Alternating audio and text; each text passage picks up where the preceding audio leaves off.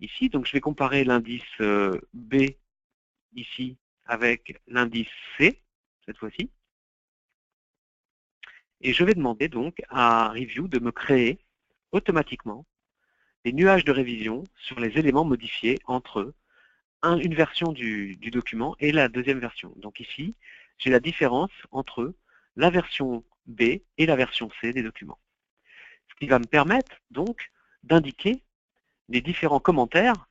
Je vais pouvoir commenter les différentes modifications. Parce que souvent, ce qui pêche dans des documents lorsque vous publiez un indice à vos documents, c'est de référencer et les modifications qui ont pu être faites. Donc ici, j'en ai parlé tout à l'heure, je vais donc fermer cette fois-ci, je vais me concentrer maintenant sur ce document, sur cette différence entre les différents documents, et puis j'ai la possibilité d'avoir la liste de l'ensemble des modifications qui sont présentes, ici. Donc là, si je sélectionne celle-ci, je vais pouvoir aller ajouter ici un commentaire. Donc là, ici, c'est l'ajout de platine.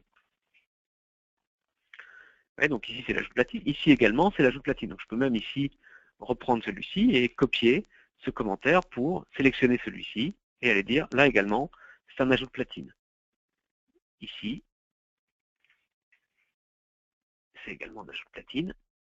Donc là, j'ai mis ici, vous voyez, et puis comme ça, aller indiquer l'ensemble des modifications qui ont pu, voilà, ici également, l'ajout de platine qui est concerné, etc., etc. Je ne vais pas toutes les faire, voilà, je vais m'arrêter ici. Donc là, ce volet-là est intéressant parce que j'ai la possibilité, donc maintenant, de joindre, si vous voulez, toutes les modifications qui ont pu être faites. Donc là, elles sont détectées automatiquement. Hein. Si je vais de nouveau séparer ici l'indice C et puis l'indice A, je vais pouvoir voir que dans cette zone ici, effectivement, le projet a été modifié. Donc là, il y a une salle de bain qui a été supprimée. Donc je sélectionne cette zone également, et puis je vais dire ici, voilà, et ça va être ma dernière modification, je vais dire ici, donc, suppression de la salle de bain. Ici. Et maintenant, ce que je vais pouvoir faire avec ce récapitulatif, c'est, enfin avec ce suivi des annotations, c'est soit filtrer, soit ajouter des colonnes. Je peux personnaliser donc les colonnes que je veux avoir, mais je peux également créer un récapitulatif au format PDF que je vais joindre à mon document. Donc, je vais vous montrer, donc ça se fait, vous voyez, en un seul clic ici. Je vais créer au format A4 un aperçu petit ici, et j'ai créé donc, je vais fermer, voilà, je vais fermer les autres onglets ici, hein, donc je voudrais ne plus séparer mon document, donc ici, vous voyez.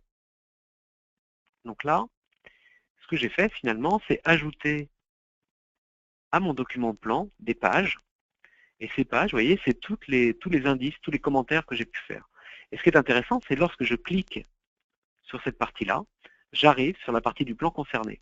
Et ça, quel que soit le fichier PDF, donc si j'ouvre avec un viewer PDF quelconque, j'ai la possibilité de retracer et d'avoir le lien entre ce tableau, si vous voulez, et ce plan. Ce lien est conservé parce qu'il est véhiculé par le format PDF ou format ISO.